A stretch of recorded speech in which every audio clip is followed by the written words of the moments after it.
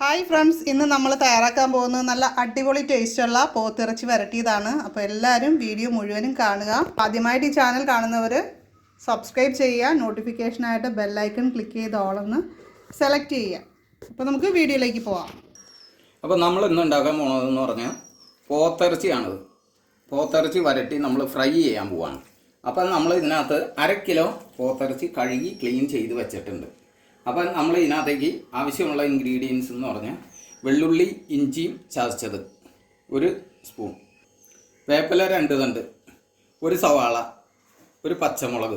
അപ്പോൾ ഇത്തിരി വലിയൊരു പച്ചമുളകാണ്, അതൊരു പച്ചമുളക് എടുത്തിട്ടുണ്ട്. ഉപ്പ് ആവശ്യത്തിന്, മുളക് പൊടി കാശ്മീരി മുളക് പൊടി എടുത്തേക്കണേ, അത് 1 സ്പൂൺ, എരിവിന് അനുസരിച്ച് ഇട്ടാൽ മതി.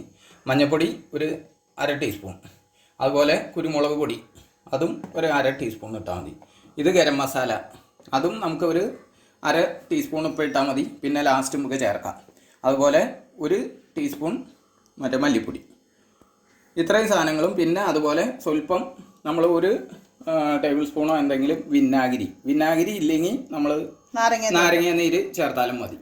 പിന്നെ അതുപോലെ സ്വല്പം വെളിച്ചെണ്ണയും കൂടി ഇതിൽ വെച്ചിട്ട് നമ്മൾ ശരിക്കും തിരുമ്മി വെച്ചിട്ട് 1/2 മണിക്കൂറെങ്കിലും അതവിടെ ഇരിക്കണം. അപ്പോൾ നമുക്ക് ഈ വെള്ളുള്ളിയും ഇതൊക്കെ ചതച്ചത് ഇതിനകത്തേക്ക് ഇടാം.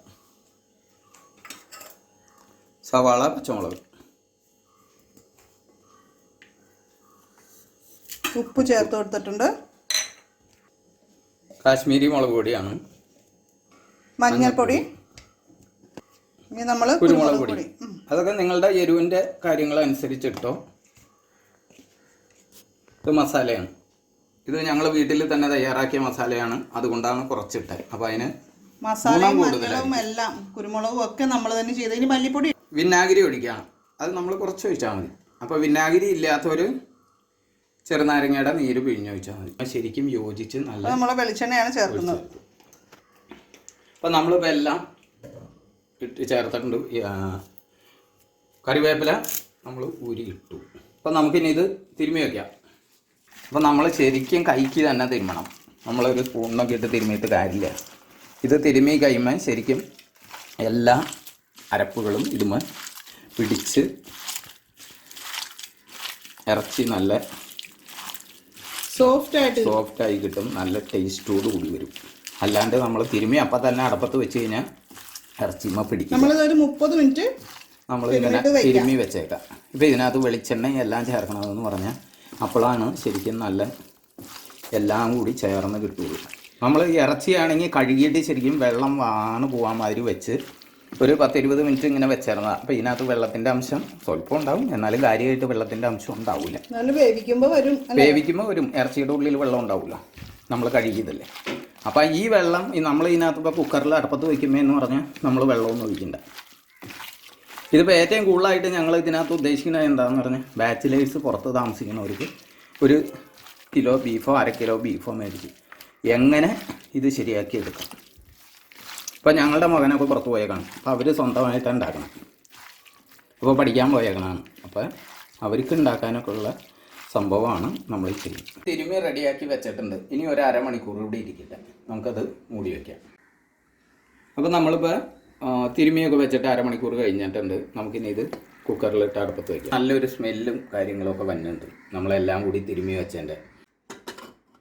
അപ്പോൾ നമുക്കത് അടച്ച് അടുപ്പത്ത് വയ്ക്കാം. കുക്കർ അടച്ച് അടുപ്പത്ത് വയ്ക്കാം. ഒരു ഇറച്ചിയുടെ മൂപ്പ് അനുസരിച്ച് നമ്മൾ വിസിൽ കേൾപ്പിക്കുക. വലിയ മൂപ്പ് കുറവുള്ളതാണെങ്കിൽ 3-4 വിസിൽ മതി.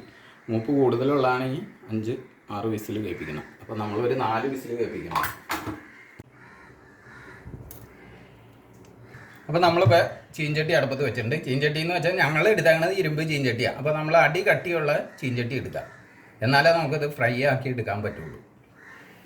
അപ്പോൾ ഇത് ഇരുമ്പ് ചീഞ്ചട്ടിയാണ്. ചൂടുണ്ടെങ്കിൽ നമ്മൾ തുണി കൂട്ടി പിടിക്കണം, അല്ലെങ്കിൽ നമ്മുടെ കൈ കൊള്ളും. നമുക്ക് വേപ്പില ഇട്ടു.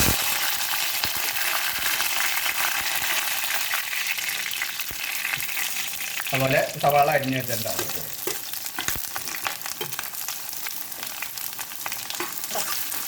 നമ്മളിപ്പോൾ ഈ ഇറച്ചി തിരുമ്മി വെച്ചതിൽ എല്ലാ അരപ്പുകളും ഇട്ടേക്കണ കാരണം ഇറച്ചിക്ക് ആവശ്യത്തിന് നല്ല എരിവും കാര്യങ്ങളും ഉണ്ട്.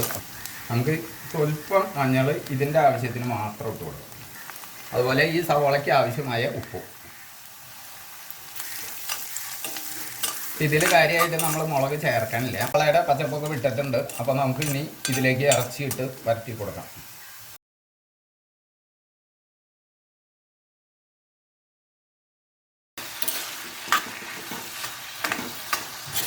ഇത് നമ്മൾ നന്നായിട്ട് ഇളക്കി കൊടുക്കണം. ഇതിൻ്റെ ഉള്ള ഗ്രേവി കൂടി നന്നായിട്ട് വഴന്ന് വരണം. അതെല്ലാം മാറിയിട്ട് നന്നായിട്ട് വഴന്ന് വരണം. അതിനുശേഷം നമ്മൾ 2 ഇൻഗ്രീഡിയൻസ് കൂടി ഇതിലോട്ട് ചേർത്ത് കൊടുക്കുന്നുണ്ട്. അപ്പോൾ നമുക്ക് ഇതിനകത്ത് കുരുമുളക് പൊടി ചേർത്ത് കൊടുക്കാം. അത് നമ്മൾ ഇട്ടത് കൊണ്ട് നമ്മൾ ആവശ്യത്തിന് എല്ലാവരും ഇഷ്ടാനുസരിച്ച് ചേർത്താൽ മതി. ഒരുപാടായി പോകരുത്. പിന്നെ അതുപോലെ സ്വല്പം മസാലപ്പൊടി. അത് നമ്മൾ പൊടിക്കുന്നതൊക്കെ ആണെങ്കിൽ കുറച്ചേ ചേർക്കാവൂ, അല്ലെങ്കിൽ കുത്തു കുടിക്കും. എന്നിട്ട് ഇനി ശരിക്ക് ഇളക്കി യോജിപ്പിക്കുക. പിന്നെ ഇത് മൊരിയിച്ചെടുക്കണമെന്ന് പറഞ്ഞാൽ നമ്മളുടെ ഇഷ്ടത്തിന് മൊരിയിച്ചെടുക്കാം. ചിലർക്ക് ശരിക്കും മൊരിഞ്ഞ് ഒരു കളറൊക്കെ ഒന്ന് ചേഞ്ചായി വന്നതായിരിക്കും ഇഷ്ടം. അങ്ങനെയാണെങ്കിൽ നമ്മൾ കുറച്ച് കൂടുതൽ നേരം ഇത് അടപ്പത്തിട്ട് ഇളക്കി കൊടുത്തു കഴിഞ്ഞാൽ നല്ല ആ പരുവത്തിലായി കിട്ടും. അല്ലെങ്കിൽ ഇതുപോലെ മതിയെന്നുള്ളവർക്ക് ഇതുപോലെ എടുക്കാം. ഇതിപ്പോൾ നല്ല ആവശ്യത്തിനൊരു ഭാഗമായിട്ടുണ്ട്, കൂടുതലും മൊരിഞ്ഞിട്ടില്ലാന്നുള്ളൂ. അപ്പോൾ നമ്മുടെ പോത്ത് വരട്ടിയത് റെഡി ആയിട്ടുണ്ട്. ഇതാണ് ഞങ്ങളുടെ സൺഡേ സ്പെഷ്യൽ പോത്തിറച്ചി വരട്ടിയത്. ഇന്നത്തെ ഈ റെസിപ്പി നിങ്ങൾക്ക് ഇഷ്ടമായാൽ ലൈക്ക് ചെയ്യുക. അതുപോലെ തന്നെ നിങ്ങളുടെ അഭിപ്രായങ്ങൾ കമൻറ്റ് ചെയ്യാനായിട്ട് മറക്കരുത്. നമുക്ക് മറ്റൊരു വീഡിയോയിൽ വീണ്ടും കാണാം.